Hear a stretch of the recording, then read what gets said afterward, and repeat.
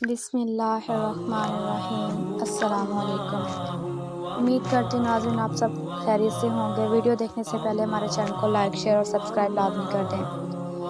ہر کام میں اللہ کی مصلحت ہوتی ہے۔ حضرت موسیٰ علیہ السلام کا واقعہ۔ ایک دفعہ حضرت موسیٰ علیہ السلام کو پیٹ میں درد ہو گیا۔ انہوں نے اللہ سے کہا کہ اے اللہ اس کا علاج بتا دیجئے۔ وہ تو کلیم اللہ تھے، اللہ سے ہم کلامی کرتے تھے۔ انہوں نے کہا کہ اے اللہ میرے پیٹ میں درد ہے، اس کا کوئی علاج بتائیے۔ اللہ تعالیٰ نے کہا کہ چاول کھاؤ، بنگور والے خوش ہو جائیں گے کہ ہم سب چاول ہی کھاتے ہیں۔ حضرت موسیٰ علیہ السلام کو بھی اللہ تعالیٰ نے چاول ہی کا حکم دیا۔ اب حضرت موسیٰ علیہ السلام نے چاول کھائے لیکن وہ درد کم نہیں ہوا۔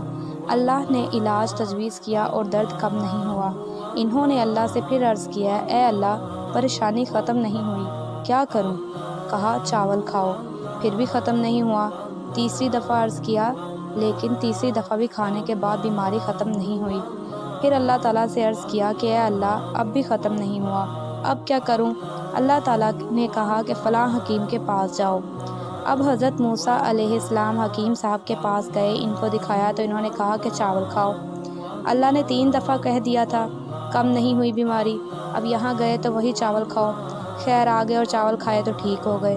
اشکال ہو گیا ذہن میں۔ اللہ سے عرض کیا کہ اے اللہ یہ بات سمجھ میں نہیں آئی، یہ راز ذرا فاش ہو جائے تو بہت اچھا کہ آپ نے کہا چاول کھاؤ، 1 دفعہ نہیں 3 دفعہ میری بیماری ختم نہیں ہوئی۔ حکیم صاحب نے بھی کہا چاول کھاؤ اور بیماری میری ختم ہو گئی، یہ میری سمجھ میں نہیں آ رہا۔ اللہ نے کہا کہ اے موسیٰ اگر میں نے کہا تو اسی لیے کہا کہ اس کا علاج ہی وہی تھا۔ حکیم صاحب نے کہا وہ بھی اسی لیے کہا کہ ان کے علم کے مطابق بھی اس کا علاج وہی تھا، لیکن جہاں تک بیماری کے ختم ہونے کا سوال ہے میں نے ختم اس وقت نہیں کرنا چاہا اس لیے میں نے نہیں کیا۔ اگرچہ تم نے چاول کھایا لیکن حکیم صاحب کے کہنے پر میں نے یہ چاہا کہ بیماری تمہاری ختم ہو جائے اس لیے ختم کر دی۔ اب یہ رہا سوال اے اللہ اس وقت آپ نے کیوں ختم نہیں کیا؟ حکیم صاحب کے پاس جانے کے بعد کیوں ختم کیا؟ یہ اس لیے ختم کیا کہ اگر میرے پاس آپ کی درخواست پر میں یوں ہی ختم کیا کروں تو حکیم صاحب کا پیٹ کیسے بھرے؟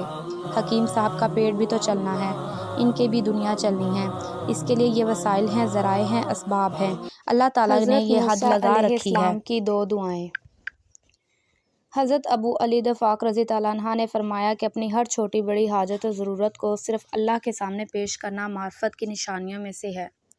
حضرت دقاق رضی اللہ عنہ نے اس جگہ حضرت موسیٰ علیہ السلام کی بڑی عمدہ مثال بیان فرمائی ہے، وہ یہ کہ حضرت موسیٰ علیہ السلام نے ایک دفعہ ایک بہت بڑی چیز کا اللہ تعالیٰ سے سوال کیا، وہ یہ کہ انہوں نے اللہ سے عرض کیا جس کا ترجمہ ہے اے اللہ مجھے اپنا دیدار کرا دیجئے کہ میں آپ کو دیکھوں۔ یہ بہت بڑا اور عظیم سوال تھا کہ اللہ کا دیدار ہو جائے، اس لیے کہ اس سے بڑی کوئی نعمت نہیں کہ کسی کو اللہ تعالیٰ کا دیدار نصیب ہو جائے۔